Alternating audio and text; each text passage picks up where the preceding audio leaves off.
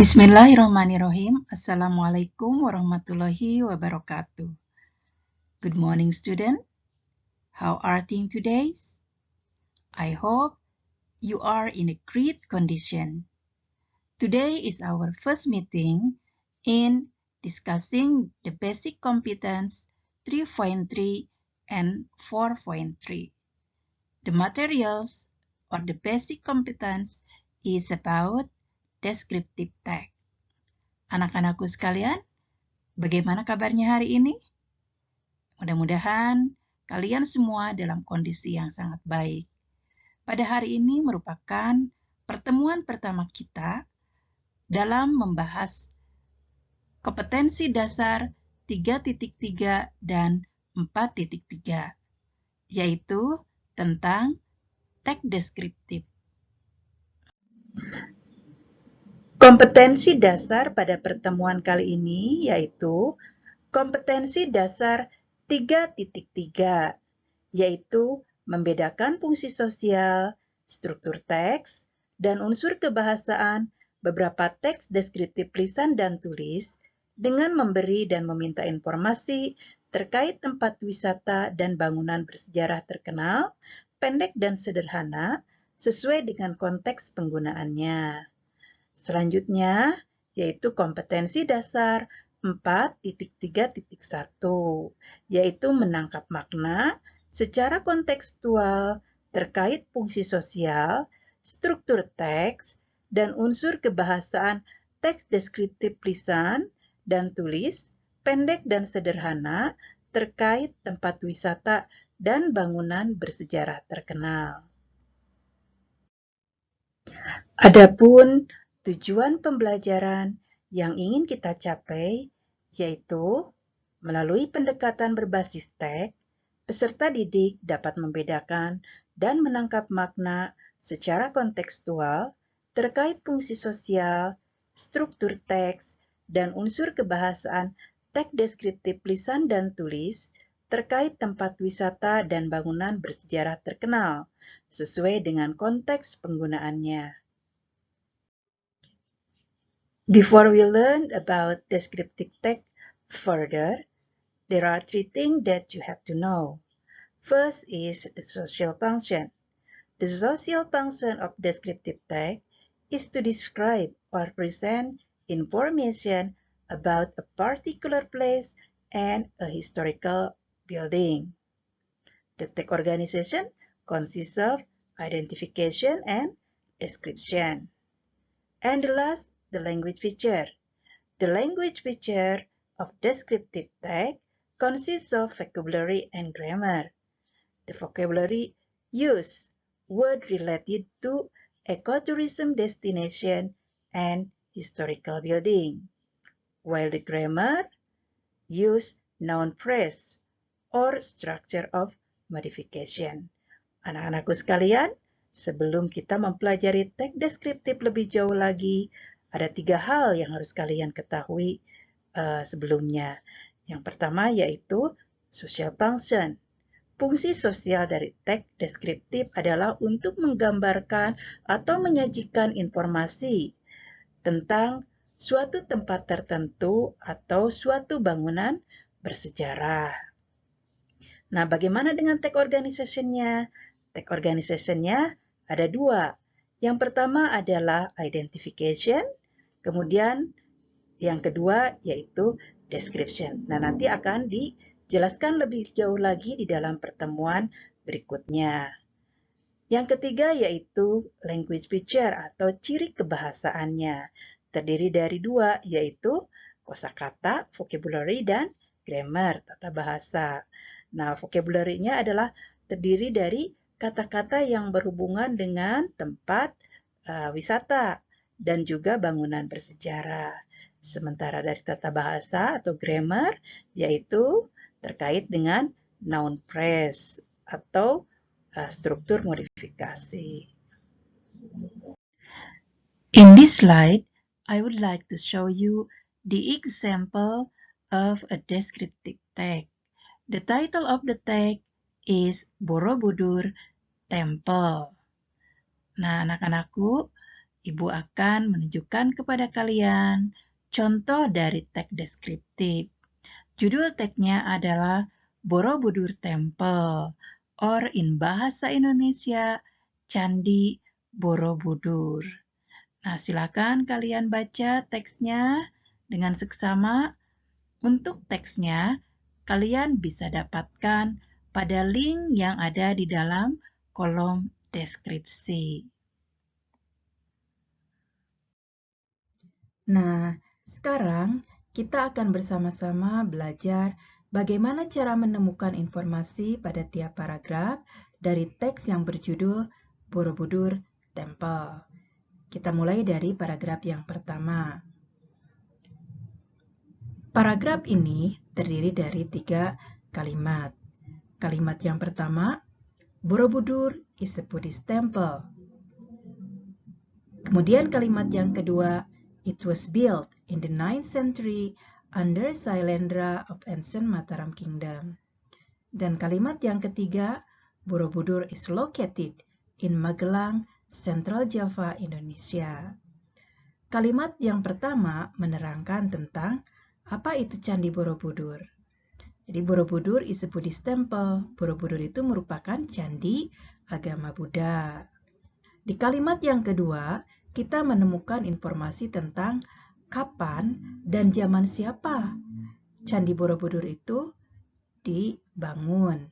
Nah, di kalimat yang kedua itu ya, ada kata it. It ini refers to Borobudur. Jadi it ini merupakan pronoun yang merujuk kepada Candi Borobudur. Supaya tidak berulang-ulang, nah di kalimat yang kedua, kata Borobudur digantikan dengan pronoun it. It was built in the 9th century. Nah, kita menemukan kapan Candi Borobudur itu dibangun, yaitu pada abad ke-9, under Sailendra Dynasty, di bawah dinasti Sailendra of ancient Mataram Kingdom, kerajaan Mataram kuno. Di kalimat yang ketiga, kita menemukan informasi terkait letak dari Candi Borobudur. Borobudur is located. Borobudur itu terletak in Magelang, Central Java, Indonesia. Di Magelang, Jawa Tengah, Indonesia. Selanjutnya kita bisa rangkum penjelasan atau informasi terkait Borobudur Temple sebagai berikut. Borobudur is Buddhist temple, built in the 9th century, Sailendra Dynasty, ancient Mataram Kingdom, kemudian Magelang, Central Java, Indonesia. Now the second paragraph. Borobudur is well known all over the world. Jadi Borobudur itu terkenal di seluruh dunia, well known. Its construction is influenced by the Gupta architecture of India. Construction bangunan ya is influenced, dipengaruhi oleh arsitek Gupta dari India. The temple is constructed on a hill 46 meter high and consists of 8 steps like stone terrace. Nah, si candi ini is constructed, dibangun di atas bukit on a hill dengan ketinggian 46 meter high, dengan ketinggian 46 meter, and consists of 8 steps like stone terrace, ya, dan terdiri dari 8 tangga teras batu. The first 5 terrace are square. Nah, ini ya, 5 tangga pertama itu bentuknya adalah kotak and surrounded by walls adorned with Buddhist sculpture in bas relief. Nah, dan dikelilingi dengan tembok ya yang dihiasi dengan sculpture itu pahatan-pahatan dari agama Buddha ya yang berbentuk relief. The upper three are circular. Nah, sementara bagian atasnya atau di upper three ya yang ketiga, bagian atas yang ketiga bentuknya itu bundar gitu ya. Each of them is with a circle bell shaped stupa. Nah, jadi yang ketiga itu ya bentuknya itu bundar seperti bell gitu ya. Jadi bentuknya itu bundar seperti bell. atau seperti lonceng, maksudnya seperti itu.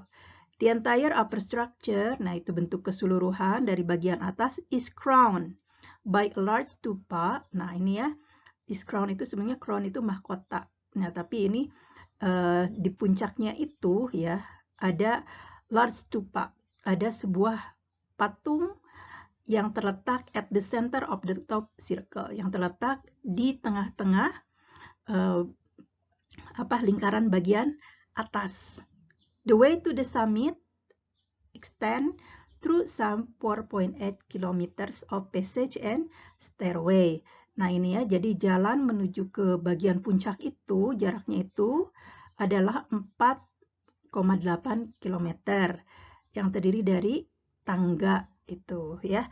Oke, jadi kita bisa mengambil kesimpulan dari paragraf kedua ini, diantaranya adalah nih ya.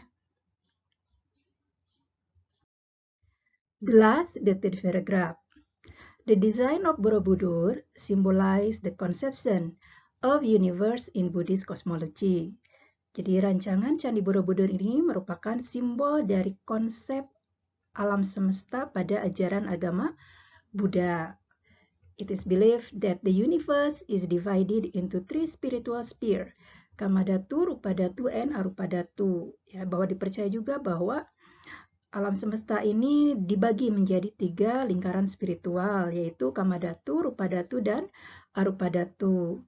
The first sphere, Kamadhatu, represent respectively the sphere of desire, where we are bound to our desire. Nah, lingkaran yang pertama yaitu Kamadhatu mempresentasikan ya lingkaran keinginan di mana kita terikat oleh keinginan kita. The second sphere, Rupadhatu, represent form, where we are abandon our desire, but we are still bound to name and form. Nah, kemudian lingkaran yang kedua yaitu Rupadhatu, ya, mempresentasikan bentuk di mana kita mengabaikan keinginan kita, tetapi kita masih terikat dengan nama dan bentuk. And the last sphere, Arupadhatu, represent formlessness, where there is no longer either name or form. Nah, kemudian lingkaran yang ketiga yaitu Arupadhatu, mempresentasikan tidak ada bentuk atau tidak berwujud, di mana there is no longer either name or form, tidak ada lagi nama ataupun bentuk. Borobudur Temple, which is rededicated as an Indonesian monument in 1983, is a valuable treasure for Indonesian people. Nah, Candi Borobudur ini dimana didedikasikan kembali ya sebagai monumen Indonesia tahun 1983, merupakan harta ya yang memang sangat berharga bagi orang-orang Indonesia. With its magnificent size and architecture, no wonder that Borobudur Temple include 7 wonders of the world. Nah, dengan ukuran dan juga arsitek yang sangat megah itu ya dan besar, jadi no wonder, jadi tak heran that Borobudur Temple ini ya, kalau Candi Borobudur ini include 7 wonders of the world, termasuk ke dalam 7 keajaiban dari dunia. Oke ya, dari paragraf ketiga ini akhirnya kita bisa menyimpulkan 4 hal itu ya yang bisa kalian lihat di bawah ini. Okay, student, that's the material for today. Thank you very much for your attention. Have a very nice day and happy learning. Wassalamualaikum warahmatullahi wabarakatuh.